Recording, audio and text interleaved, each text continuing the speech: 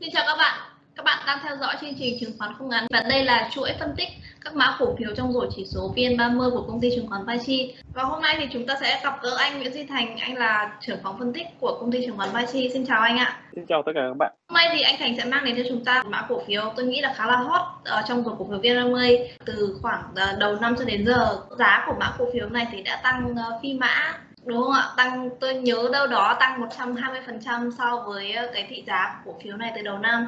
Và anh Thành sẽ chia sẻ thêm cho các bạn về nhận định của anh về mã cổ phiếu này. Xin mời anh ạ. Xin chào tất cả các bạn.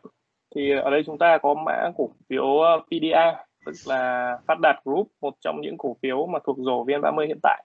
Thì đây có lẽ là một trong những cổ phiếu mà có tốc độ tăng trưởng tương đương, thậm chí là nhỉnh hơn cả HPG xét trong cái chuỗi thời gian từ năm 2019 đến hiện tại. Xét về lịch sử phát triển, ở đây chúng ta có một số thông số, nhưng tựu chung lại, PDA là một trong những doanh nghiệp bất động sản tầm trung trong nhóm các doanh nghiệp bất động sản. PDA được thành lập từ năm 2004 đến năm 2010 thì họ chính thức niêm yết trên sàn chứng khoán Thành phố Hồ Chí Minh. Khởi điểm của PDA thì họ thành công với rất nhiều dự án như là Millennium, Everest, Infinity, và sau đó thì đến giai đoạn 2012 đến 2017, khi mà thị trường bất động sản đóng băng, PDA gặp khó khăn trong hai dự án lớn nhất của họ là Everest 2 và Everest 3. Và đây cũng là giai đoạn mà khó khăn nhất của công ty. Sau đấy thì nhờ năng lực của ban lãnh đạo, PDA đã tìm cách chuyển nhượng được hai dự án trên, giải tỏa được khoản nợ ở ngân hàng Đông Á, và từ đấy là gọi là điểm thay đổi và điểm cách mạng của PDA trong cái công cuộc phát triển sau này. Những phân tích của chúng ta tới đây thì cũng phần nào giải thích được tại sao mà PDA tăng giá và liệu công ty có duy trì được lợi thế này trong giai đoạn sắp tới hay không.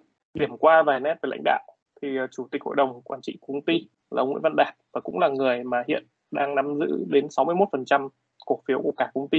Chính vì thế mà giai đoạn cổ phiếu tăng giá, ông Nguyễn Văn Đạt cũng trở thành một người trong top những người giàu nhất trên sàn chứng khoán Việt Nam hiện tại. Ở đây chúng ta có biểu đồ về doanh thu lợi nhuận, cũng thể hiện được cái sự phát triển của công ty trong giai đoạn vừa qua. Thì đây chúng ta thấy doanh thu liên tục tăng trưởng, đặc biệt là từ sau năm 2017, giai đoạn mà chuyển nhượng dự án giải quyết được vấn đề tồn đọng về gánh nặng tài chính. Thì đến năm 2018, công ty đã đầu tư vào những dự án khác như là dự án khu dân cư Phát Đạt. Đến giai đoạn 2019-2020 thì công ty đầu tư vào Kiko Gateway Nhân hội City. Trong 6 tháng năm 2021, biên lợi nhuận tăng vọt. Đây là gọi là đặc thù của công ty bất động sản mà có vòng đời dự án ở mức trung hạn. Ví dụ như là dự án ở khu vực Nhân hội, công ty xây dựng triển khai thì trong vòng hơn 2 năm. Ở giai đoạn ghi nhận doanh thu đầu tiên thì sẽ tính cả phần những cái chi phí mà công ty đã bỏ ra, và phần doanh thu ghi nhận tiếp theo thì những cái chi phí đã được ghi nhận hết ở trong giai đoạn trước đó rồi. Đấy là nguyên nhân tại sao mà biên lợi nhuận tăng lên. Hiện tại doanh thu vẫn chưa ghi nhận hết vì công ty hiện đang hoàn thiện hạ tầng để chuyển giao cho khách hàng, và khi công ty chuyển giao tiếp các sản phẩm còn lại cho khách hàng và chính thức ghi nhận toàn bộ doanh thu thì dự kiến lợi nhuận và biên lãi sẽ tiếp tục được duy trì ở mức cao như hiện tại. Ở đây chúng ta có sự so sánh giữa doanh thu và lợi nhuận năm ngoái, năm 2020 giữa Phát Đạt và các doanh nghiệp bất động sản khác. Thì chúng ta thấy cũng khá bất ngờ. Xét được cả doanh thu và lợi nhuận thì công ty đều đứng ở vị trí thứ 3. Nhìn chung thì đây là một sự phát triển, tôi nghĩ là với tốc độ chóng mặt với một công ty bất động sản, tức là chỉ trong vòng từ 2017 đến năm 2020 mà về mặt năng lực kinh doanh thì công ty đã đứng ở vị trí top 3 trong nhóm những công ty bất động sản. Tuy nhiên thì chúng ta cũng thấy là so với lại Vinhome, các doanh nghiệp bất động sản vẫn còn ở vị trí khá xa. Tôi nghĩ là phân hóa trong ngành bất động sản, ta có thể thấy qua biểu đồ này là ngày càng lớn. Chúng ta đến với lại quỹ đất. Nhìn chung thì quỹ đất chính là gọi là linh hồn của một công ty bất động sản, nó thể hiện tiềm năng và năng lực phát triển của công ty trong tương lai. Thì quỹ đất của Phát Đạt là tầm trung trong các công ty bất động sản trên sàn hiện tại.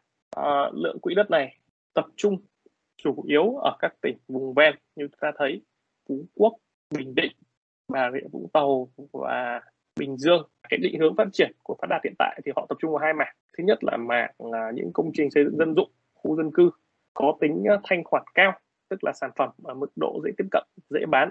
Bên cạnh đấy thì công ty cũng tập trung sang bất động sản nghỉ dưỡng như là Winham Tropical hay là cả Nhân hội City, Kiko Gateway. Thì tất cả những sản phẩm này có phân khúc để bán, có phân khúc lại dùng để cho thuê trong tương lai, tức là tạo ra nguồn thu dài hơi hơn. Chính vì thế mà ở đây thì chúng ta có thể thấy là 8,2 ha ở Bình Dương nhiều khả năng thì lại đem lại doanh thu chính cho công ty trong giai đoạn sắp tới, bởi vì nó tập trung ở một khu vực mà gần khu vực đông dân cư, ngay ở quốc lộ 13, gần nhiều khu công nghiệp. Ngoài ra, công ty cũng đã bắt đầu triển khai quỹ đất khu công nghiệp, và theo thông tin gần đây, công ty đang bắt đầu triển khai thủ tục để thành lập khu công nghiệp dịch vụ Phát Đạt ở Dung Quất, và theo ước tính thì tổng diện tích là đến hơn 1.100 ha. Con số này là một con số tôi nghĩ là khá lớn so với lại một khu công nghiệp bình thường. Ở đây chúng ta sẽ đến với các dự án của công ty để hiểu hơn tại sao mà trong giai đoạn vừa qua thì biên lãi gộp cũng tăng đột biến như vậy. Chính những dự án như là Nhân Hội City phân khu 2, phân khu 4, có Gateway tại phân khu 9. Cái sản phẩm chủ yếu là đất nền, gọi là bất động sản gần biển. Công ty bán và ghi nhận doanh thu trong nửa cuối năm 2020 và nửa đầu năm 2021. Đây cũng là lý do mà biên lãi của công ty tăng vọt, bởi vì là những cái sản phẩm này như tôi đã nói ở phía trước là càng về cuối tỷ trọng lợi nhuận từ doanh thu càng cao thì chi phí đã ghi nhận từ trước hết rồi. Giai đoạn tiếp theo, công ty sẽ có những cái dự án gối đầu khác như là Acha City, Tropicana Long Hải hay là Thao ở Bình Dương. Hai dự án này thì công ty đều mới M&A. Ở trong tương lai xa thì còn khá nhiều dự án khác, như một số dự án đơn lẻ ở quanh thành phố Hồ Chí Minh, một số dự án liên kết như là Hàm Ninh, khu dân cư Làng Nghề ở Kiên Giang. Thì chúng ta thấy một điểm chung là các dự án hầu hết là ở các tỉnh vùng ven có lợi thế về phát triển bất động sản nghỉ dưỡng hoặc khu dân cư Bình Định hay là Bình Dương, và định hướng trong tương lai công ty cũng là tiếp tục đầu tư ở các thị trường này. Điểm qua một vài nét về tài chính, đánh đổi cho một cái tốc độ phát triển cao thì đương nhiên là công ty cũng sẽ phải dùng đòn bẩy, và đây chúng ta thấy thì trọng nợ trên tổng tài sản của công ty trong những năm phát triển nóng gần đây thì luôn luôn ở ngưỡng loanh quanh 50%, 48, 48, 46%.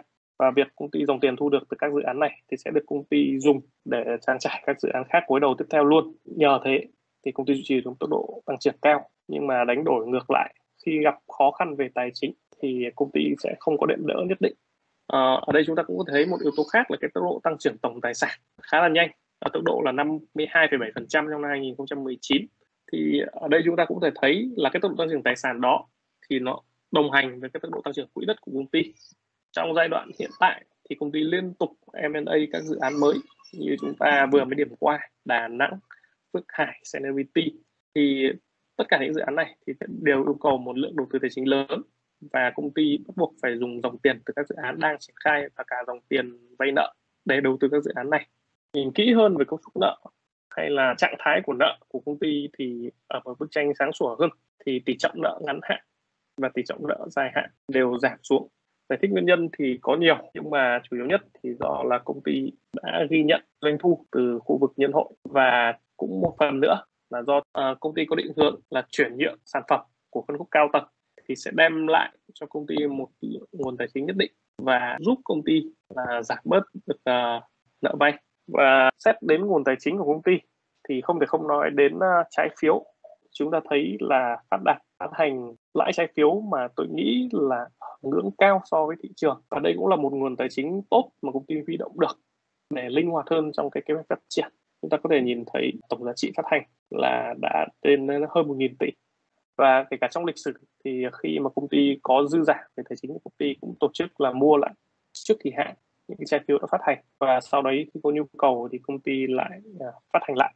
Ở đây chúng ta có thể thấy là Phát Đạt hiện tại là một doanh nghiệp có lãi gộp lớn nhất, và đồng nghĩa với đấy thì họ lại có một cái tỷ lệ PE cũng thuộc dạng top trên, là đứng thứ 3 trong những cái doanh nghiệp cùng ngành.